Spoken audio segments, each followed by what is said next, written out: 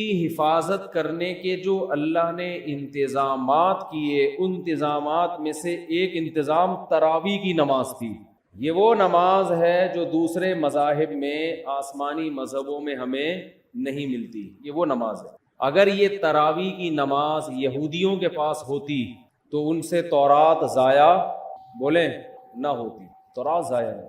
جب موسیٰ علیہ السلام پہ تورات نازل ہوئی تھی، اسی وقت لوگ نماز میں اس کی تلاوت شروع کر دیتے اور پوری کتاب ختم کرتے جیسے ہم کرتے ہیں، تو اتنے لاکھوں اس کے حافظ پیدا ہو جاتے اور پڑھتے پڑھتے پڑھتے پڑھتے وہ آج اسی طرح ہوتی جیسے حضرت موسیٰ پر نازل ہوئی تھی۔ یار بھائی اس کو دن میں سیٹ کیا کرو بیٹھ کے، اس وقت نہ تجربے کیا، جو بھی لایا ہے نا یہ آپ کی ذمہ داری ہے۔ وہ ان کو لانے کیوں دیا آپ نے؟ یہ تو آپ زیادہ سمجھتے ہیں نا مائک کیسا ہونا چاہیے۔ اب یہ آدھا یہاں تک آ رہا ہے، تراویح میں بھی ٹینشن، وہ بیٹھے گا ہی نہیں، وہ کیسے بیٹھے گا؟ یہ تو آپ کل صدر جائیں صبح اور لے کر آئیں، ٹھیک؟ پورا رمضان ابھی یہی ٹینشن، وہ نہیں، وہ پھر مجھے وہ یاد آتے ہیں جو محرم میں لال کپڑا لگا دیا تھا نا، تو اس کا غصہ ہو رہے تھے، پھر مائک اٹھا کے پھینکا تھا۔ ایسا نہ مجھے بھی ایسے ہی کوئی ٹینشن ہو جائے رمضان کے شروع میں۔ تو اگر موسیٰ علیہ السلام کو تراویح ملتی رمضان کی تو آج تورات ہمارے پاس اصل شکل میں موجود ہوتی۔ اگر عیسیٰ علیہ السلام کو یہ تراویح کی نماز ملتی تو آج انجیل اصل شکل میں موجود ہوتی۔ انجیل کے اتنے حافظ، موٹیویشن ملتی ہے نا۔ والدین جب اپنے بچوں کو دیکھتے ہیں کہ ہمارا بچہ نماز میں امامت کر رہا ہے اور الحمد سے لے کے والناس تک پورا قرآن سناتا ہے تو ان کا ظرف بڑا ہو جاتا ہے، دل بڑا ہو جاتا ہے۔ دوسرے والدین بھی سوچتے ہیں کہ ہم نے بھی اپنے بچوں کو حفظ کرانے، اس سے موٹیویشن ملتی ہے۔ اتنی موٹیویشن ملی کہ لاکھوں کروڑوں حافظ پیدا ہو گئے، ورنہ لوگ سب اپنے طور پہ قرآن پڑھتے، بہت ہی نیک لوگ حفظ کر لیتے، باقی لوگ کیوں حفظ کرتے بھائی؟ وہ کہتے کیا ضرورت ہے۔ مجھے اپنا بچپن یاد ہے، میں جب حافظوں کو تراویح میں پورا قرآن پڑھتے ہوئے دیکھتا تھا نماز میں، میرا بہت دل چاہتا تھا کہ کاش اللہ مجھے بھی یہ صلاحیت دے کہ میں بھی الحمد سے لے کے والناس تک مصلی پہ کھڑا ہو کر پورا قرآن پڑھوں۔ ایک دل میں جذبہ پہ ہر سال جذبہ پیدا ہوتا تھا۔ اب بچپن میں تو ہم اسکول کالج میں پڑھے، ہمیں کہاں ٹائم ہی نہیں ملا، لیکن جب ادھر کو آئے نا تو پھر بڑی عمر میں نے حفظ کیا اور بڑی تمنا تھی، پڑھائی کے دوران حفظ کرتے کرتے بالآخر جب پہلی مرتبہ میں نے قرآن سنایا ہے تو پوری رات بیٹھ کے میں یاد کرتا تھا، پوری رات۔ بہت مشکل تھی نا، کچا تھا، سنایا صحیح تھا۔ جیسے مجھے یہ موٹیویشن ملی اور بھی مسلمانوں کو یہ موٹیویشن ملتی ہے۔ تو پچھلی کتابیں جو تھیں، چونکہ ان شریعتوں کو اللہ نے ختم کرنا تھا، اللہ کو پتا تھا کہ یہ ایک خاص وقت کے لوگوں کے لیے، زمانہ چینج ہوگا تو اس حساب سے اللہ کا جو آسمانی مذہب ہے اس کے احکام بھی آہستہ آہستہ چینج ہوں گے زمانے کے لحاظ سے۔ تو اس لیے اللہ کے علم میں یہ بات تھی کہ ایک آخری پیغمبر کو میں بھیجوں گا محمد صلی اللہ علیہ وسلم، اور انہیں جو شریعت دوں گا وہ قیامت تک کے لیے قابل قبول ہوگی، ایسی شریعت ہوگی، وہ ہمیشہ، وہ ہر دور میں ہر جگہ پہ چلے گی۔ اب آپ دیکھ لیں پچھلی امتوں کو جو روزے دیے گئے وہ 24 گھنٹے کے روزے تھے۔ آج اگر ہمیں 24 گھنٹے کے روزے مل جاتے، پہلے ہی مارکیٹ سے روزے دار شارٹ ہوتے جا رہے ہیں اور مارکیٹ سے شارٹ، اور بہت سے لوگ جو گرمیوں میں 24 گھنٹے کے روزے رکھتے وہ 26ویں روزوں پہ آ کے دنیا سے ہی شارٹ ہو جاتے ہیں، کیونکہ پہلے جیسی قوتیں نہیں ہیں۔ گرمیوں کے روزے کہاں 24 گھنٹے رکھ سکتا ہے آدمی؟ تو روزے میں اعتدال پیدا کر دیا اللہ نے۔ آج جو ہم نے آیتیں پڑھی اس میں کُلُوا وَاشْرَبُوا حَتَّى يَتَبَيَّنَ لَكُمُ الْخَيْطُ الْأَبْيَضُ مِنَ الْخَيْطِ الْأَسْوَدِ مِنَ الْفَجْرِ، کہ کھاؤ اور پیو یہاں تک کہ فجر کا وقت ظاہر ہو جائے، فجر تک کھانے کی اجازت ہے۔ تو یہ جو تراویح میں ہم قرآن پڑھتے ہیں نا، یہ رسول اللہ صلی اللہ علیہ وسلم نے شروع کیا، اللہ نے آپ پر وحی کی۔ ایک رات آپ صلی اللہ علیہ وسلم نکلے گھر سے، نبی صلی اللہ علیہ وسلم تہجد اپنے گھر پہ پڑھا کرتے تھے، مسجد میں جا کے نہیں پڑھتے تھے، حالانکہ گھر اور مسجد ساتھ ساتھ ملے ہوئے تھے، لیکن آپ صلی اللہ علیہ وسلم مسجد میں تشریف لے گئے۔ صحابہ کو اندازہ ہوا کہ جب نبی مسجد میں آ رہے ہیں اس کا مطلب سب کو دعوت دی جا رہی ہے کہ جماعت سے نماز ہوگی، یہ اس کی سائن اور اس کی علامت تھی، کیونکہ نوافل آپ صلی اللہ علیہ وسلم گھر میں اکیلے پڑھا کرتے تھے، اور تہجد میں کبھی کبھار 2-4 صحابہ ساتھ ہو گئے، زیادہ تعداد آپ کے ساتھ تہجد میں شریک نہیں ہوتی. اسی وجہ سے فقہا نے لکھا ہے کہ نفل نمازوں میں 3-4 سے زیادہ افراد کی جماعت یہ شریعت میں پسندیدہ نہیں ہے. یہ اپنی طرف سے آپ نفل کی جماعتیں نہیں کر سکتے بڑی بڑی، کیونکہ نبی نے نہیں کی ہیں. اشراق کی نماز اکیلے پڑھی، اوابین اکیلے پڑھی ہے. لیکن رمضان میں آپ مسجد میں جب تشریف لائے تو صحابہ سمجھ گئے کہ یہ اپنی نماز نہیں ہوگی بلکہ اس میں ترغیب دی جا رہی ہے کہ جماعت ہوگی. صحابہ کی اتنی حرص، اتنے لوگ اکٹھے ہو گئے، 3 دن تک آپ آتے رہے، اتنا مجمع اکٹھا ہو گیا، کیونکہ نبی کے پیچھے کون نماز چھوڑے گا بھائی. کہ آپ صلی اللہ علیہ وسلم نے فرمایا مجھے خطرہ ہوا کہ یہ نماز تم پہ فرض نہ ہو جائے، تمہارے شوق کو دیکھتے ہوئے فرض ہو جائے گی تو مشکلات پیدا ہو جائیں گی، لہذا آپ نے ختم کر دی. لیکن جو صحابہ جن میں تفقہ، جن میں بصیرت تھی، وہ سمجھ گئے کہ نبی چاہتے ہیں کہ یہ نماز لوگ پڑھیں، لیکن آپ اس کو 5 نمازوں کی طرح فرض کرنا نہیں چاہتے، لیکن چاہت ہے، ورنہ 3 دن بھی نہ پڑھتے نا. صحابہ نے دیکھ لیا کہ نبی کی یہ کیا ہے، بولو چاہت.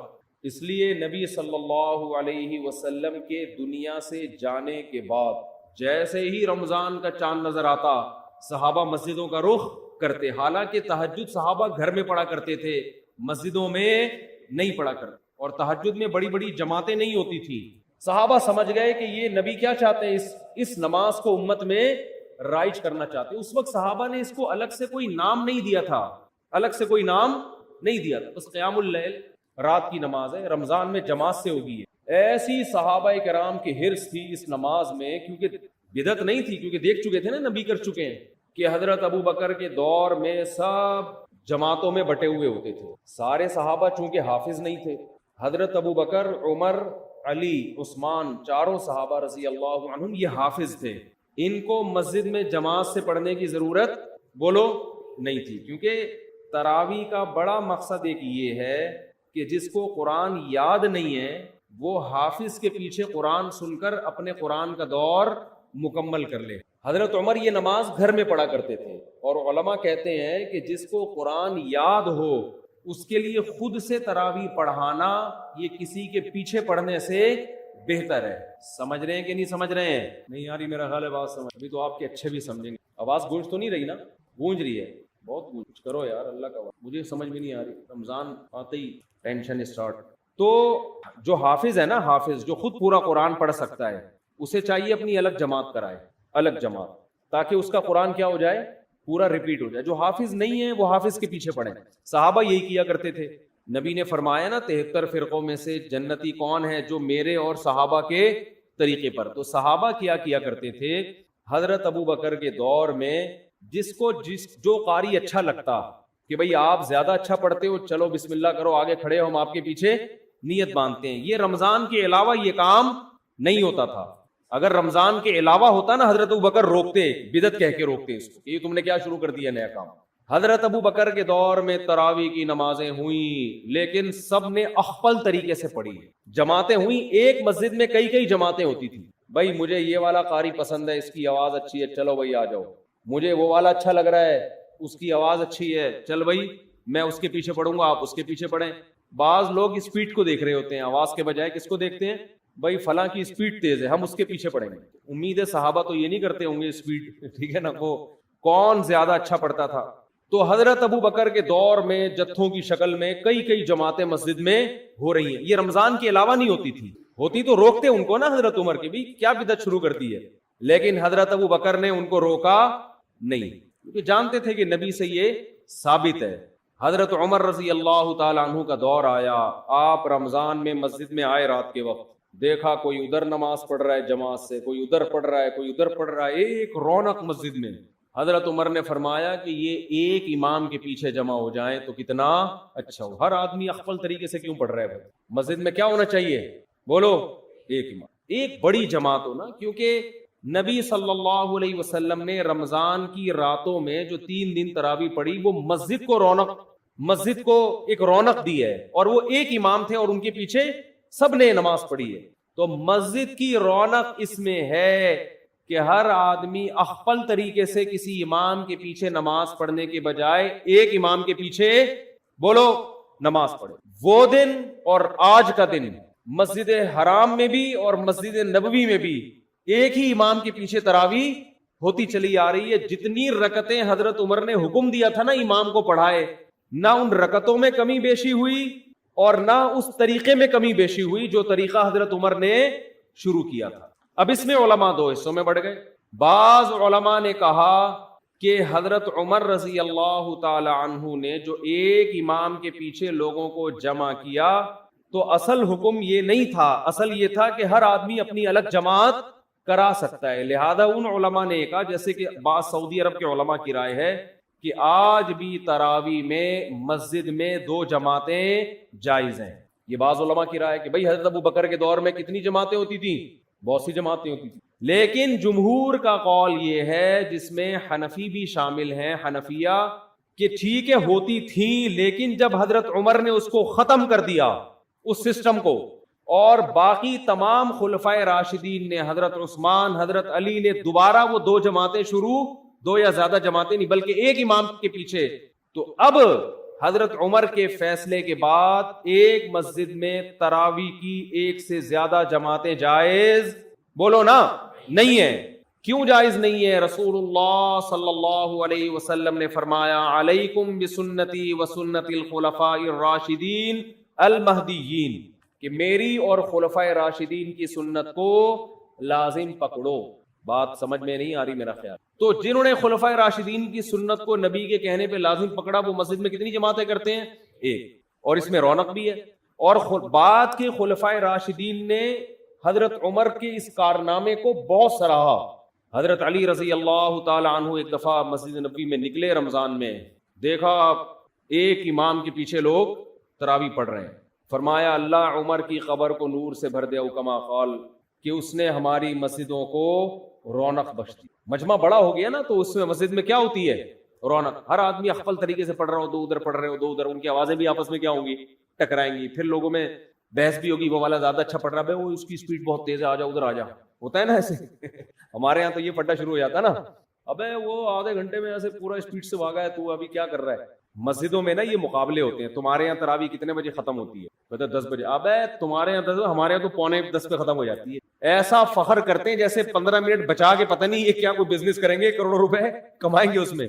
تو بہت صحابہ کرام مسجدوں کو کیا کر دیا کرتے تھے؟ بھر دیا. انہوں نے نام نہیں دیا اس کو تراویح کا، لیکن وہ یہ جانتے تھے کہ یہ ایک ایسی نماز ہے جو رمضان کے ساتھ خاص ہے، اس اسٹائل میں ہوگی، اتنی رکعتیں ہوں گی. پھر بعد میں اسلاف نے اس کو تراویح کا نام دے دیا کہ بھئی الگ نام دے دو. نام دینے پر نہ اللہ کی طرف سے کوئی پابندی، نہ گورنمنٹ کی طرف سے. نام کیوں دیا تراویح کا، وہ میں بیانات میں بہت دفعہ بتاتا رہتا ہوں. ترویحہ 4 رکعتوں کے بعد ان کی عادت تھی تھوڑا آرام کرنے کی، تو 4 رکعتوں کو ایک ترویحہ کہا، اور تراویح کئی دفعہ 4 رکعتیں، اس لیے 8 رکعتوں پر تو یہ لفظ بیٹھتا ہی نہیں ہے.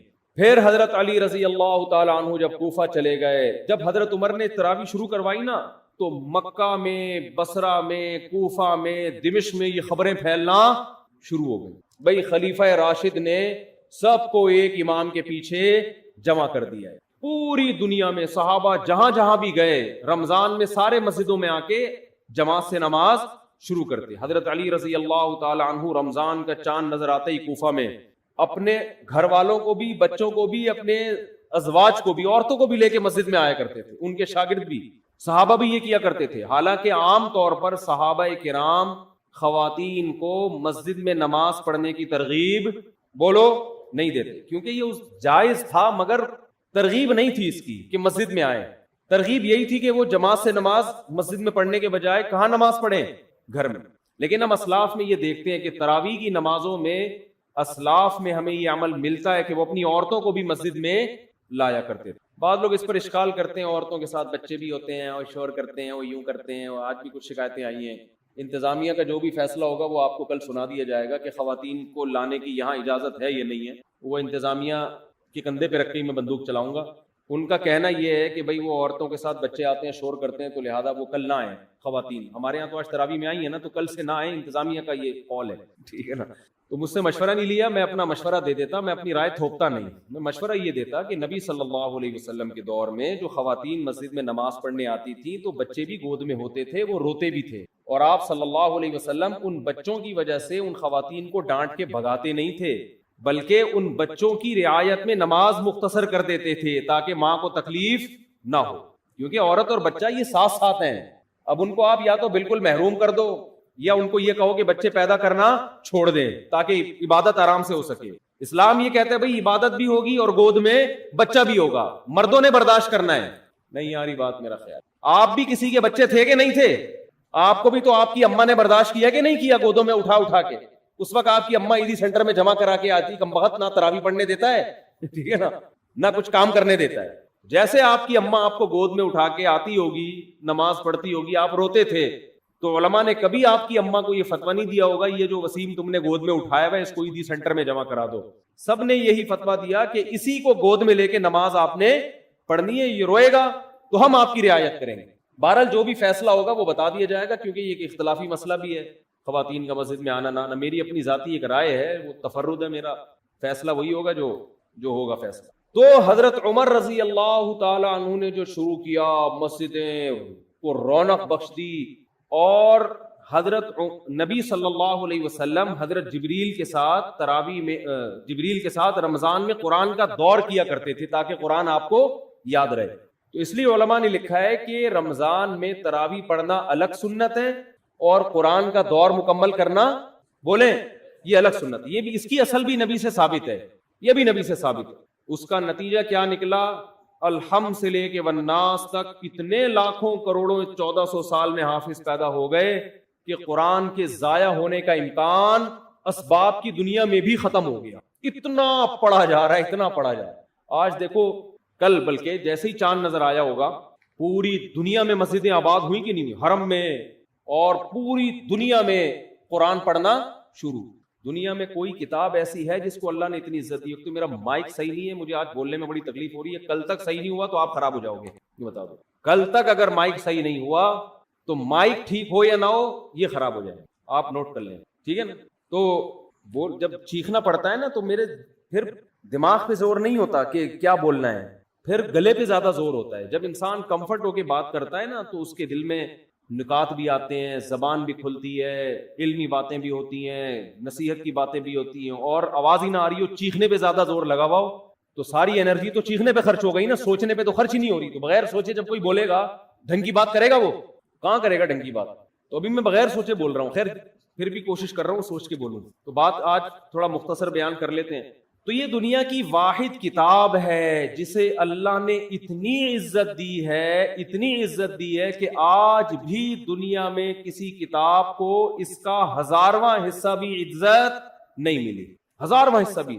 آج اگر کوئی غیر مسلم پوچھتا ہے کہ تمہارے پاس کیا دلیل ہے کہ یہ اللہ کا کلام ہے، ہم اسے کہتے ہیں بتاؤ قرآن مجید کی جو عربی ہے نا، یہ 1400 سال پرانی زبان ہے. اللہ نے اس قرآن کی حفاظت کے لیے صرف حافظوں کو پیدا نہیں کیا بلکہ اس زبان کو محفوظ کر دیا جس زبان میں یہ قرآن نازل ہوا ہے. آج سے 1400 سال پہلے کی کوئی زبان اب محفوظ نہیں ہے، اور عربی اتنی زبردست محفوظ ہے کہ جو الفاظ صحابہ، تابعین اور عرب کے نبی سے 40 سال پہلے کی عربی میں جو الفاظ استعمال ہوتے تھے نا، وہی الفاظ آج عربی زبان میں، وہی اردو زبان میں، بہت سے ان میں سے فارسی زبان میں، بہت سے انگریزی میں استعمال ہو رہے ہیں. دنیا کی واحد زبان ہے جو دوسرے زبانوں سے الفاظ لینے کے بجائے اپنے الفاظ دوسری زبانوں کو ادھار دے رہی ہے. وہی الفاظ استعمال ہو رہے ہیں. 1400 سال پہلے، بلکہ اس سے بھی پہلے، عربی میں پانی کو ماں کہا جاتا تھا. آج بھی کیا کہا جاتا ہے؟ ماں. ڈاکٹر محمود غازی جو ہے نا، ایک بہت بڑے اسکالر گزرے ہیں، بڑے خاندانی اسکالر، اللہ ان کی قبر کو نور سے بھر دے. بڑا تحقیقی کام کیا انہوں نے لکھا کہ ایک عجیب بات لکھی کہ دیکھو نبی صلی اللہ علیہ وسلم کے والد اگر زندہ ہو کے آج آ جائیں، 1400 سال پرانا کوئی انسان اگر آج زندہ ہو کے آ جائے جو عربی کے علاوہ ہو، وہ ہم سے بات کرے کسی سے بھی، سمجھ میں آئے گا کیا کہہ رہا ہے؟ بڑے بڑے مورخین بیٹھ جائیں گے، عجائب گھر سے لوگوں کو نکلوانا پڑے گا زندہ کر کے نا کہ یار اس کو سمجھو بول کیا رہا ہے. لیکن انہوں نے کہا کہ رسول اللہ صلی اللہ علیہ وسلم کے والد اگر آج زندہ ہو کے آ جائیں، حضرت عبداللہ، اور آج وہ ہم سے ہم کلام ہو، کوئی بھی بات کریں، دنیا کے 20 ملک کے کروڑوں عوام اس کو سمجھے گی. ایک ملک نہیں، 20 کے قریب ملک ہیں جن کی زبان عربی ہے. وہ 20 ملک کے لوگ ان کی زبان سمجھیں گے، پورا ایک لفظ سمجھیں گے یہ کیا کہہ رہے ہیں، ایک لفظ سمجھیں گے.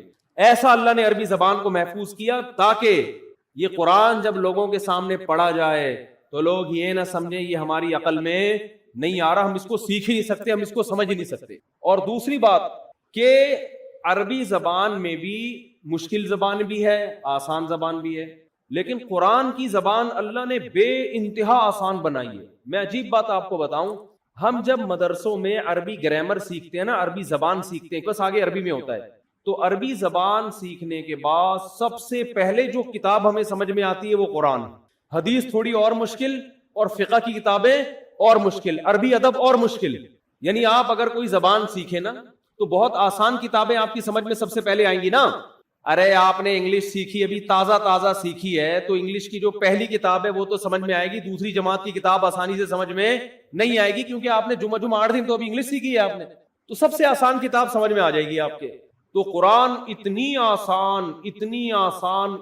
آسان عربی ہے قرآن مجید کی کہ عربی سیکھنے والا طالب علم سب سے پہلے کون سی چیز سیکھتا ہے، کون سی کتاب سمجھتا ہے؟ قرآن مجید۔ کتنا آسان۔ الحمدللہ رب العالمین، تمام تعریفیں اس اللہ کے لیے جو تمام جہانوں کا پالنے والا رب۔ یہ سارے الفاظ اردو میں یوز ہو رہے ہیں، حمد و ثنا ہے کہ نہیں ہے؟ للہ، اللہ کو بولتے ہیں۔ رب العالمین، رب عالمین کا معنی سارے جہاں۔ الرحمن، بڑا مہربان۔ الرحیم، بہت رحم کرنے والا۔ رحمان رحیم اردو میں استعمال ہو رہے کہ نہیں ہو رہے؟ بہت ساری زبانوں میں استعمال ہو رہے ہیں یہ۔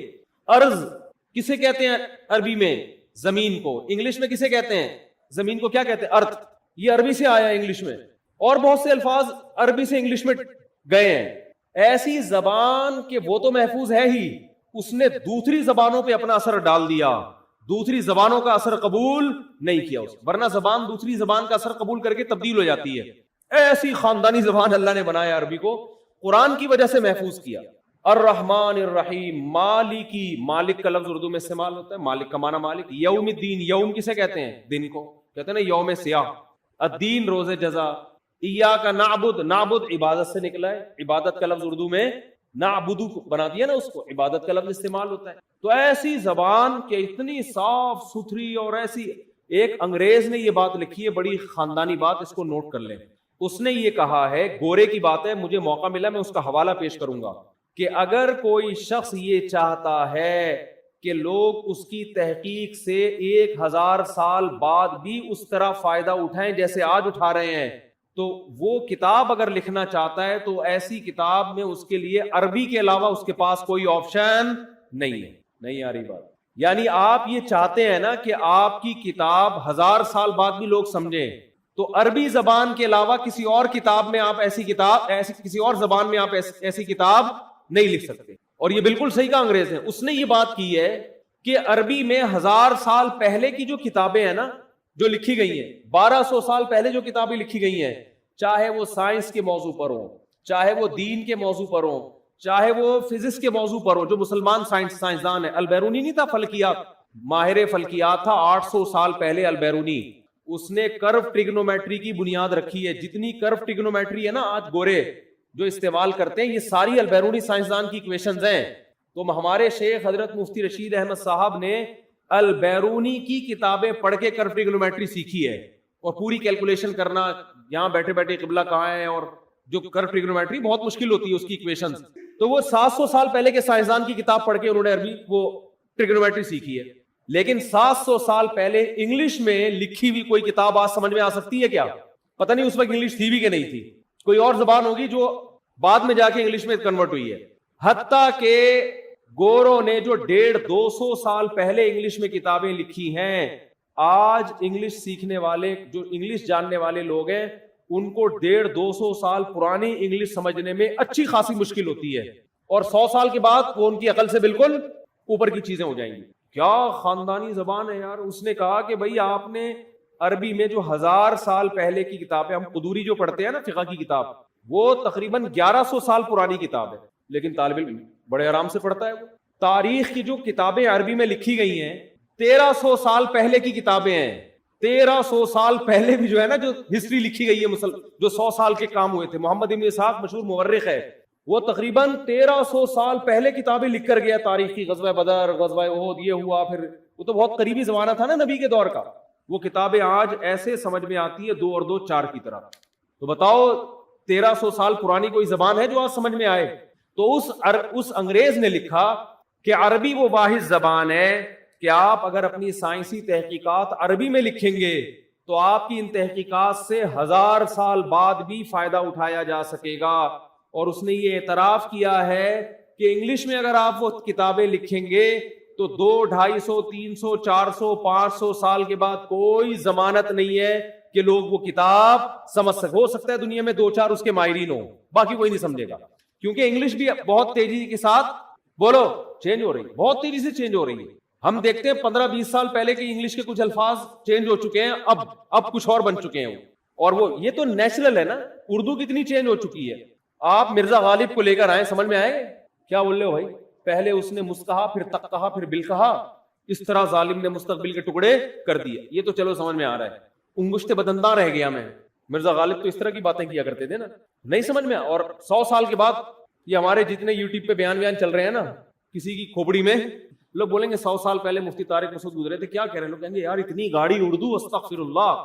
اس وقت آدھی اردو ہوگی, آدھی انگلش ہوگی, آدھی کچھ اور مل کے پتہ نہیں یہ باقی رہ گیا یا کوئی نئی زبان بن چکی ہو. تو یہ معجزہ ہے قرآن کا کہ اللہ نے اپنے کلام کو محفوظ کرنے کے لیے ایک قوم کے کلام کو محفوظ کر دیا. اللہ نے کہا تم وہ خوش قسمت ہو کہ تمہاری زبان میں قرآن نازل کر رہا ہوں, تمہارے اندر صلاحیت ہو یا نہ ہو, لیکن تمہاری زبان کو میں کیا کر دوں گا, ہمیشہ کے لیے محفوظ. تو آج وہی قرآن الحمد سے لے کے شروع کیا جاتا ہے اور والناس پہ ختم. اور عزت کتنی دی اللہ نے اس کتاب کو. چند باتیں کر کے بس بیان ختم کرتا ہوں. آج مائک ٹھیک نہیں ہے, چیخنا بہت پڑ رہا ہے, کھوپڑی گھومتی ہے پھر اس سے نا.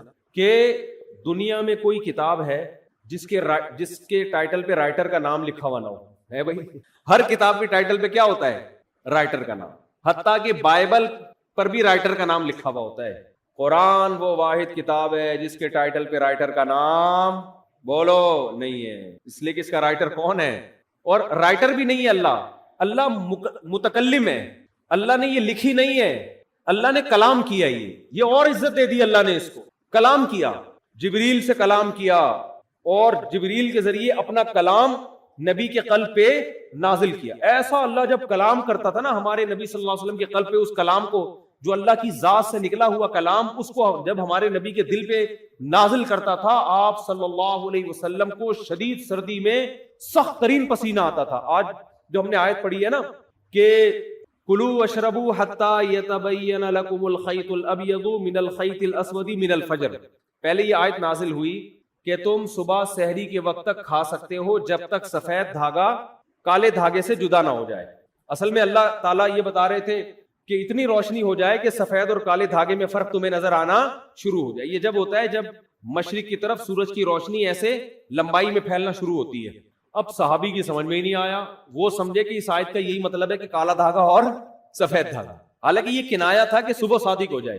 تو وہ صحابی جو تھے نا وہ یہ لے کے بیٹھ گئے اور دھاگوں میں فرق کرنے لگے. تو جب فرق کرنے لگے تو پریشان ہوئے, نبی صلی اللہ علیہ وسلم کے پاس آئے کہ اللہ کے کلام کا مطلب کیا ہے.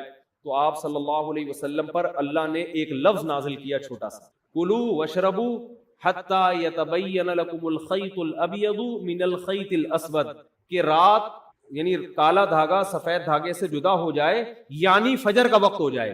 تو یعنی فجر اتنا لفظ نازل کیا اللہ نے, من الفجری کا لفظ. اور امی عائشہ فرماتی ہیں کہ اتنا سا لفظ جب نبی پہ نازل ہوا تو شدید سردی میں آپ صلی اللہ علیہ وسلم کے پسینہ ٹپکنا شروع, ایسے نچڑنا شروع. ہم سمجھ گئے کہ آپ پر کیا نازل ہو رہی ہے, وہی. جب آپ صلی اللہ علیہ وسلم نارمل حالت میں آئے تو آپ نے کیا لفظ پڑھا, من الفجر, بس اتنا سا لفظ. تو یہ اللہ کا کلام تھا. ایک اور دلچسپ واقعہ ہمیں ملتا ہے احادیث میں, قرآن مجید کی آیتیں نازل ہوئیں, لا یستوی القاعدون من المؤمنین, جو مومنین میں پیچھے بیٹھنے والے لوگ ہیں وہ ان کے برابر نہیں ہو رہے جو میدان جہاد میں بولو لڑتے ہیں. پیچھے بیٹھنے والے آگے میدان جہاد میں لڑنے والوں کے برابر, بولتے کیوں نہیں یار کیا ہو گیا, نہیں ہے. وہ لڑ رہے ہیں میدان میں, قربانیاں دے رہے ہیں, تم یہاں پیچھے بیٹھے ہوئے ہو. ٹھیک ہے تم نماز پڑھ رہے ہو, زکات دے رہے ہو, عبادت کر رہے ہو, لیکن ان سے ایسا تھوڑی ہوا. تو ہاتھ ضائع ہونے کا خطرہ, آنکھیں ضائع ہونے کا خطرہ, شہادت کا خطرہ, گرفتاری کا خطرہ, وہ 10 خطرے مول رہے ہیں. تو تم کیسے سمجھتے ہو کہ تم ان کے برابر ہو سکتے ہو؟ اب بعض صحابہ معذور تھے, ان کا جذبہ تھا میدان جہاد میں لڑنے کا، لیکن معذوری کی وجہ سے ان کو نبی جانے کی پرمیشن نہیں دیتے. وہ اتنے غمزدہ ہوتے کہ روتے تھے کہ کاش اللہ ہمیں صحت دیتا، ہم بھی جا کے لڑتے. اب جب یہ آیتیں نازل ہوئی تو ان کا دل تو اور بیٹھ گیا کہ بھائی ہمارا تو بالکل انہی کی طرح لڑنے کا جذبہ ہے، ہمارے بازوؤں میں طاقت نہیں، ہمارے کوئی نابینا تھے، کوئی بیچارے معذور تھے پاؤں سے، کوئی اپاہج تھے، تو ہمیں تو نبی روکتے ہیں، ورنہ ہمارا تو جذبہ ہے. اور اللہ نے کہا کہ تم ان کے برابر نہیں ہو سکتے، جبکہ ہم تو روتے ہیں یہاں بیٹھ کے کاش ہمیں بھی وہاں جانے کا موقع ملتا. تو جب یہ نبی صلی اللہ علیہ وسلم کے سامنے صحابہ نے اشکال کیا نا، تو ایک صحابی فرماتے ہیں کہ آپ صلی اللہ علیہ وسلم کی ران مبارک میری ران پر تھی، ران مبارک میری ران پر تھی. تو کہتے ہیں کہ میں نے دیکھا نبی پر وحی کے آثار ظاہر ہونا شروع. صحابہ گئے نبی کی خدمت میں، یا رسول اللہ ہم تو معذور ہیں، اور اللہ کہہ رہا ہے لا یستوی القاعدون من المؤمنین والمجاہدون فی سبیل اللہ، پیچھے بیٹھنے والے اللہ کی راہ میں جہاد کرنے والوں کے برابر نہیں ہیں. تو ہم تو شوق سے تھوڑی پیچھے بیٹھے ہیں. تو صحابی کہتے ہیں کہ نبی صلی اللہ علیہ وسلم کی ران مبارک کو میں نے دیکھا، اتنی وزنی ہو گئی کہ مجھے لگا کہ میری ٹانگ چٹک کے پچک جائے گی، ہڈی ٹوٹ جائے گی اس کی، اتنی بھاری ران ہو گئی آپ صلی اللہ علیہ وسلم. اور آپ پر ایسے کپ کپی کے آثار، تھوڑی دیر میں آپ صلی اللہ علیہ وسلم کا جسم ہلکا ہو گیا. اور آپ نے ایک لفظ کی تلاوت کی، غیر اولی الضرر، بشرطے کہ ان کو کوئی مجبوری، بولو نا یار، یہ اردو میں تو بڑا لمبا لفظ ہو گیا، بشرطے کہ ان کو کوئی مجبوری نہ ہو. آواز نہیں آ رہی مجھے، کون سا جا رہی ہے میری آواز؟ میرا بھی کھوپڑی خراب ہو رہی ہے، آواز نہیں آ رہی ان کو، تصویر پہ گزارا کریں. تو غیر اولی الضرر، بشرطے کہ ان کو ضرر نہ ہو. اردو میں تو یہ لفظ بہت لمبا ہے، عربی میں غیر اولی الضرر، بس اتنا سا لفظ نازل ہوا ہے اللہ کی طرف سے. اور صحابی کہتے ہیں اتنا جسم بوجھل ہو گیا کہ میری ٹانگ مجھے قریب تھا کہ ٹوٹ کے چٹک کے پچک جائے گی وہ. اور ایسے آپ صلی اللہ علیہ وسلم کے پسینہ نچڑنے لگا جہاں پہ. میں یہ سوچتا تھا کہ جب اللہ نے یہ نازل کرنا ہی تھا ہے بھائی کہ جو پیچھے بیٹھنے والے لوگ ہیں وہ آگے جانے والوں کے برابر نہیں ہے، بشرطے کہ ان کو کوئی معذوری نہ ہو، تو پہلے ہی نازل کر دیتا. کیا ہو گیا بھائی، کیا ہو گیا یار، تاکہ صحابہ کو اشکال ہی نہ ہوتا. صحابی نے آ کے اشکال کیا کہ ہم تو عذر سے بیٹھے ہوئے ہیں، تو ہم بھی ان کے برابر نہیں ہیں جو آگے لڑ رہے ہیں. پھر اشکال کیا، پھر اللہ نے کیا دیا، جواب دیا. تو اس کی ضرورت کیا تھی؟ اللہ کو تو پتا تھا کہ ان کے دل میں اشکال پیدا ہوگا، تو اللہ اشکال کرنے سے پہلے ہی پوری آیت نازل کر دیتے نا. پہلے آدھی نازل کی، پھر اس میں ایک جوڑ دیا، ایک اس میں جو ہے نا گویا کہ ایک پیوند لگایا گیا ہے. تو اصل میں یہ حکمت تھی قرآن کی حقانیت، قرآن کی حقانیت، کہ نبی اپنی طرف سے ایک لفظ کا بھی اس میں اضافہ نہیں کر سکتے، ورنہ نبی اس کی تشریح کر دیتے نا کہ بھائی تم جو میرے پاس آئے ہو اور یہ پوچھ رہے ہو کہ پیچھے بیٹھنے والے آگے بیٹھنے والوں کے برابر نہیں ہیں، تو میں نے اللہ سے پوچھا، اللہ نے مجھے بتا دیا ہے. میرا وہی تو ویسے بھی آتی تھی نا جس کو حدیث کہا جاتا ہے، یہ بھی تو اللہ سے پوچھ کے ہی باتیں کرتے تھے آپ صلی اللہ علیہ وسلم. تو میں نے اللہ سے پوچھا، اللہ نے بتایا کہ اس میں خود بخود یہ شرط لگی ہوئی ہے کہ بشرطے کہ کوئی عذر نہ ہو، یہ بتا دیتے. لیکن نہیں، اللہ نے یہ ثابت کرنا تھا کہ اس میں نبی اپنی طرف سے کوئی ایڈیشن بولو نہیں کر سکتے. اور صحابہ کو یہ بھی دکھانا تھا کہ یہ نبی کے اپنے الفاظ نہیں ہیں، یہ آسمان سے نازل ہوئے ہیں. اپنے الفاظ میں انسان کی یہ کیفیت نہیں ہوتی، یہ واقعی من جانب اللہ الفاظ نازل ہو رہے ہیں کہ ایک لفظ نے اتنا بوجھل بنا دیا کہ آج تم نے اپنی آنکھوں سے دیکھ لیا کہ تمہاری ٹانگ ٹوٹ کے ہلاک ہونے والی تھی. اس کا مطلب یہ ایک لفظ کا بوجھ ہے جو اللہ کی ذات سے نکلا اور پیغمبر کے قلب پہ نازل ہوا، تاکہ صحابہ کو اور اطمینان ہو جائے کہ یہ ان کا کلام نہیں ہے. اپنے کلام کے وقت یہ کیفیت تھوڑی ہوتی ہے انسان کی. تو ایسا اللہ نے حفاظت کا وعدہ کیا. اور کیسی عزت دی اللہ نے، کتاب پہ ٹائٹل پہ مؤلف کا نام بولو نہیں. تعارف کیا ہو رہا ہے؟ کتاب میں انٹروڈکشن ہوتا ہے نا شروع میں، یہ کتاب فلاں سن میں لکھی گئی ہے، ایک حادثہ ہوا تھا، اس کے نتیجے میں ہم نے یہ لکھی. قرآن اپنے آپ کو انٹروڈیوس کیا کرواتا ہے؟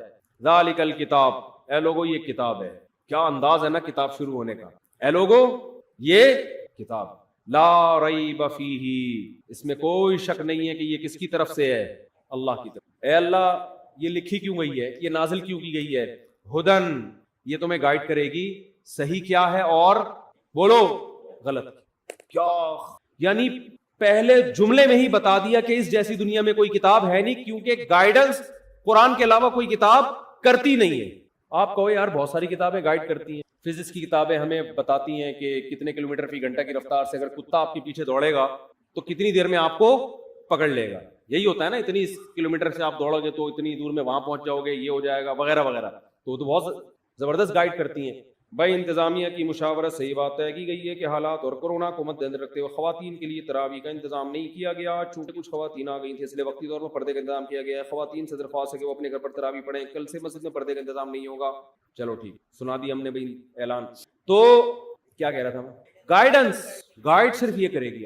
اصل میں یہ جو گائیڈنس مل رہی ہے نا کہ میری گاڑی کہاں سے ٹھیک ہوگی, یہ خاندانی گائیڈنس تھوڑی ہے, صحیح ہے نا, میرا گردے کی پتھری کیسے نکلے گی. اصل میں تو گائیڈنس خاندانی وہ ہوتی ہے جو آپ کو آپ کی منزل بتائے. دیکھو آپ سفر میں راستہ بھول گئے کہ جانا کہاں ہے, تو بہت سے لوگ آپ کو گائیڈ کرتے ہیں, کچھ آپ کو بتاتے ہیں واش روم کہاں ملے گا آپ کو تاکہ آپ کا پیٹ کیا ہو جائے, تھوڑا ہلکا ہو جائے. گائیڈ تو وہ بھی کر رہا ہے, اس کو آپ اتنی ویلیو نہیں دیں گے. ایک یہ بھی گائیڈ کرے گا یار ادھر ہوٹل ہے وہاں کھانا کھا لینا. لیکن آپ کو جو اصل گائیڈنس چاہیے وہ کیا, کہ میری منزل کہاں ہے, مجھے جانا کہاں ہے. ان چیزوں میں آپ دوسرے درجے میں دلچسپی لوگے. پہلے آپ اس فکر میں لگے رہو گے کہ مجھے منزل کا پتا چل جائے, میں نے جانا کہاں ہے. مثال کے طور پر آپ جا رہے ہو پشاور کی طرف, راستہ بھول گئے.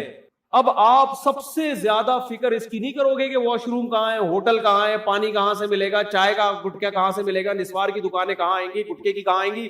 سب سے پہلے کھوپڑی میں مسلط ہوگا آپ کے بھائی جان پشاور کا راستہ یہ ہے بھی کہ نہیں ہے. ایسا نہ ہو میں الٹا جا رہا ہوں اور پشاور کے بجائے اور دور ہوتا چلا جاؤں, میرا سفر کیا ہو جائے گا, ڈبل ہو جائے گا. سب سے پہلے انسان کو یہ فکر ہوتی ہے کہ میری منزل کہاں ہے, مجھے جانا کہاں ہے.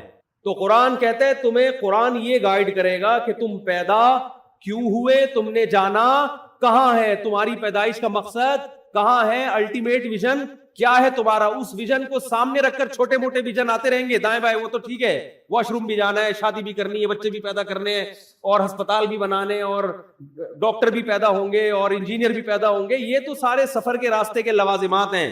جیسے موٹر وے پہ قیام و طعام کا انتظام بھی ہوتا ہے, لیکن موٹر وے قیام و طعام کے لیے نہیں بنی ہے, آپ کو کراچی سے پشاور پہنچانے کے لیے بنی ہے.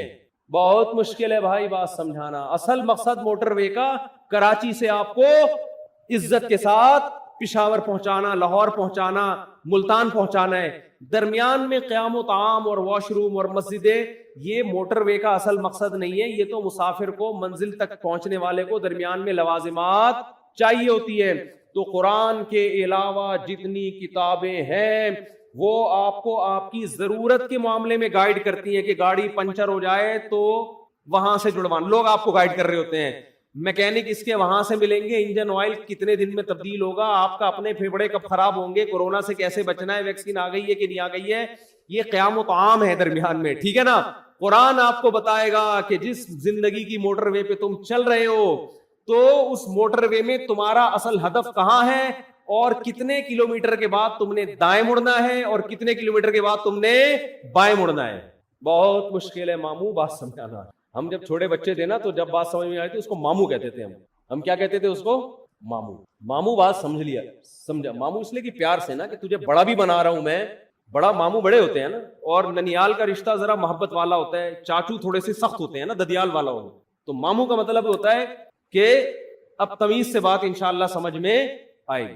تو قرآن نے انٹروڈکشن کروایا, ہدن, یہ کیا ہے, یہ گائیڈنس. اے اللہ اگر یہ گائیڈنس ہے, کیسا خاندانی تعارف ہو رہا ہے یار, شروع ہی ایسا عجیب, اس سے لگتا ہی نہیں کہ یہ انسان کا کلام ہے. اور محمد صلی اللہ علیہ وسلم کا یہ کلام ہوتا تو نہ آپ کسی اسکول میں پڑھے, نہ کالج میں پڑھے, نہ لکھنا جانتے, نہ پڑھنا جانتے. انہیں کیا پتا تھا یار اس طرح سے کلام کو شروع کرنا ہے بھائی. ہدن کیا ہے, ہدایت. ہادی بھی نہیں کہا کہ ہدایت دینے والی, یہ تھوڑی ویلیو کم ہو جاتی. ہدن سراسر ہدایت ہے, اے ٹو زیڈ, الحم سے لے کے والناس تک سراسر کیا ہے, ہدایت. دیکھو کوئی شخص عدل کرنے والا ہوتا ہے اسے لوگ کہتے ہیں عادل ہے, عدل کرنے والا. اور جب